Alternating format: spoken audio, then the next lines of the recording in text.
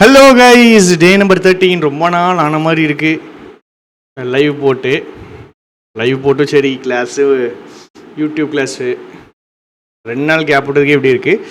So நாம் இதை continue பண்ணுவோம். எனக்கு ஒரு 1000 பேர் பார்க்குறாங்க, ஸோ கேட்குறாங்க. ஸோ இதை நான் கண்டினியூ பண்ணுறேன். நாளைக்கு 1 பேராஜம்பிள் 1 RCயும் போடுறேன்.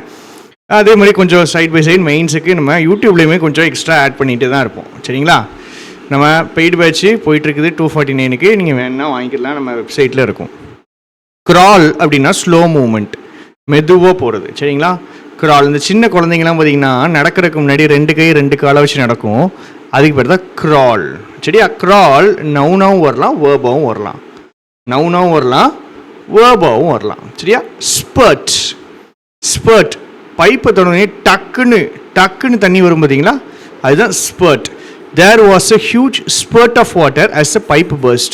பைப் வெடிச்சுட்டு பயங்கரமாக தண்ணி வரும். சடன் இன்க்ரீஸ் இல்லை சர்ஜ், அதுதான் ஸ்பர்ட். சரியா? So crawl first word is to move slowly. சரியா? ஸ்பர்ட் இஸ் சடன் இன்க்ரீஸ் இல்லை சர்ஜ். ரோஸியாக இருக்குது. when something is rosy அப்படின்னா அது பாசிட்டிவான வார்த்தை, ஆப்டிமிஸ்டிக்காக இருக்குது, ஹோப்ஃபுல்லாக இருக்குது, நல்லா இருக்குது. அதுதான் ரோஸி அப்படிங்கிற வேர்ட்.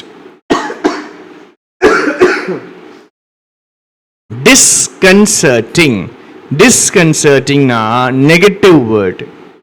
சரியா? நெகட்டிவ்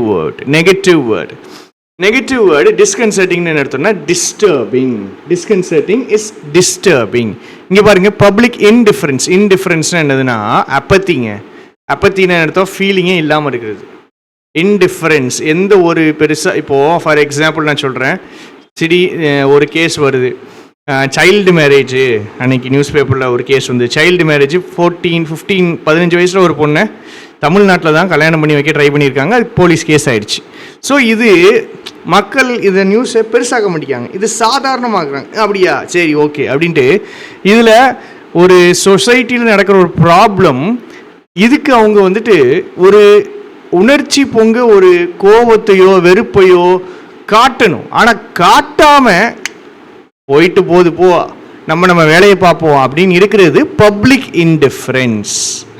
சரி? ஸோ பப்ளிக் இன்டிஃபரன்ஸ், மக்களுடைய அப்பத்தி, ஃபீலிங்கே இல்லாமல் இருக்கிறது. இந்த பிரச்சனைக்கு மக்கள் ஃபீலிங்கே இல்லாமல் இருக்கிறது ரொம்ப டிஸ்டர்பிங்காக இருக்குங்கிறார். ரொம்ப disturbing, அதான் disconcerting. So rosy is optimistic and hopeful. Spurt sudden surge இல்லை increase. Crawl பண்றதுனா slow movement தான் crawling. Linchpinனா a important element. ஒரு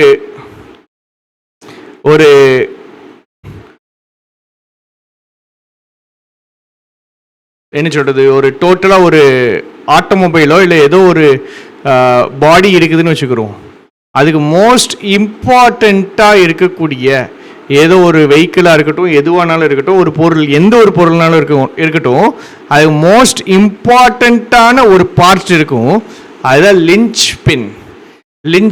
இந்த பழைய படத்துலலாம் பார்த்தீங்கன்னா இந்த மாட்டு வண்டி இருக்கும், இந்த மாட்டு வண்டியுடைய இது இருக்கும், இப்படி இருக்கும்.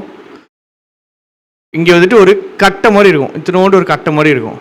இந்த கட்டையை வச்சு இதை அடைச்சி வச்சுருப்பாங்க. அந்த கட்டையை உருவிடுவானுங்க வில்லன்ஸ்லாம். இந்த மாட்டு வண்டியில் அந்த கட்டையை உருவிட்டாங்கன்னா இந்த வீல் வந்துட்டு வெளியே வந்து விழுந்துடும். ஸோ இப்படி வீல் இருக்குன்னு வச்சுக்கிடுங்க. இங்கே வந்துட்டு இந்த சைடு மாட்டுறதுக்கு ஒரு கட்டை மாதிரி இருக்கும். அந்த கட்டையை ரிமூவ் பண்ணிட்டோம்னா வீல் விழுந்துடும்.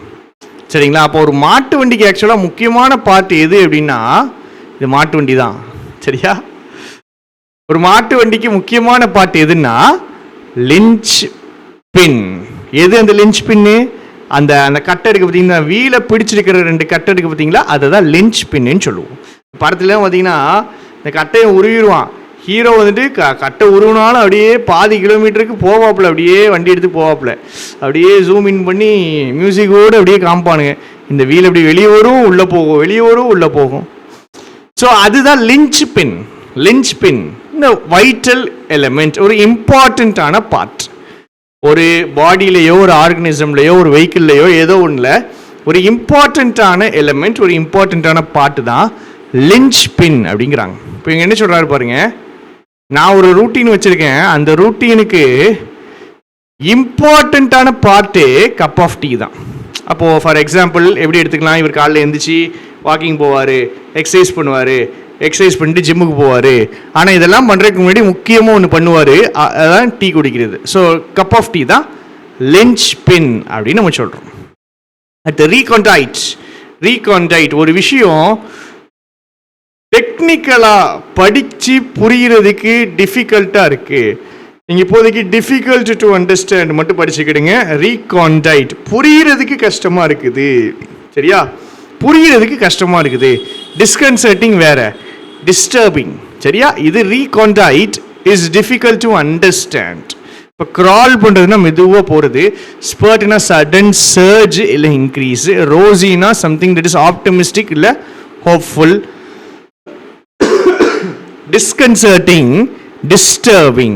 டிஸ்கன்சர்ட்டிங்னா டிஸ்டர்பிங், லிஞ்ச்பின்னா இம்பார்ட்டன்ட் பார்ட்ஸ்.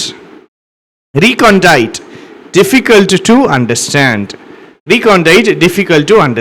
ஆகரி அப்படின்னா சகுனம், சகுனி இல்லை சகுனம், சரிங்களா? சகுனம், நல்ல சகுனம் அப்படின்பாங்க. நல்ல சகுனம், குட் ஓமென், ஆகர்ஸ் வெல், அதெல்லாம் நல்ல சகுனம். கெட்ட சகுனம் அப்படின்னா bad omen, augurs bad, augurs badly, அது கெட்ட சகுனம், சரியா? So recondite difficult to understand, லிஞ்ச்பின்னா இம்பார்ட்டண்ட்டான பார்ட்டு, வைட்டல் எலிமெண்ட். காகுன்பாங்க, காக் அப்படின்னாலும் முக்கியமான பார்ட். Disconcerting, disturbing. ரோசினா ஆப்டிமிஸ்டிக் அண்ட் ஹோப்ஃபுல், ஸ்பர்ட்னா சடன் சர்ஜில் இன்க்ரீஸ், க்ரால்னா அப்படியே ஸ்லோ மூமெண்ட்டில் போகிறது, ரைட்? காலகேஷன்ஸ், ரிசீவிங் எண்ட், ஏதோ ஒரு கெட்ட விஷயத்தை ரிசீவ் பண்ணுறேன், 4 அடி வாங்கினேன், 4 திட்டு வாங்கினேன், I was in the receiving end of many beatings, நிறைய அடி வாங்கியிருக்கேன் சைல்டுஹுட்டில். I was in the receiving end of many beatings in my childhood. சின்ன வயசில் எனக்கு நிறைய அடி விழும், அதை ரிசீவிங்னா அந்த விஷயத்தை நான் வாங்குவேன், ரிசீவராக இருப்பேன். ரெசிபியன்ட் அப்படிங்காங்க. ரெட் ஐ அப்படின்னு அர்த்தம், நைட்டு ஃப்ளைட்டு, அதனால நான் என்ன பண்ணல, நைட்டு சரியாக தூங்கலை, ஸோ அதுதான் red eye is tired, exhausted, அந்த மாதிரி, சரியா?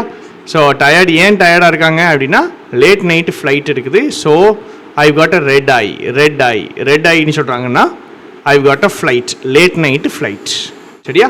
ஸோ கண்ணெல்லாம் தூங்காமல் செவந்து போயிருக்குது because of the late night flight. Receiving எண்டுனா ஒரு கெட்ட விஷயத்தை, அடியையோ மிதியையோ காயங்களையோ ரிசீவ் பண்ண, வாங்கின, அதான் ரிசீவிங் எண்டில் இருக்கேன்னு அர்த்தம். isn't up to scratchனா isn't good enough, சரியா? இதுக்கு ஆப்போசிட்ஸ்லாம் கிடையாது, இந்த வார்த்தை அப்படியே தான் வரும். ஸ்க்ராட்ச்னா குட்டு கிடையாதுங்க, isn't up to scratchனா தான் isn't good enough. இல்லை நீங்கள் அப்போ isn't good enoughனா ஸ்க்ராட்ச்னா குட்டா அப்படின்னா கிடையாது, சரியா? isn't up to scratches isn't good enough. அடுத்து past its prime. ப்ரைம்னா என்ன அர்த்தம் அப்படின்னா,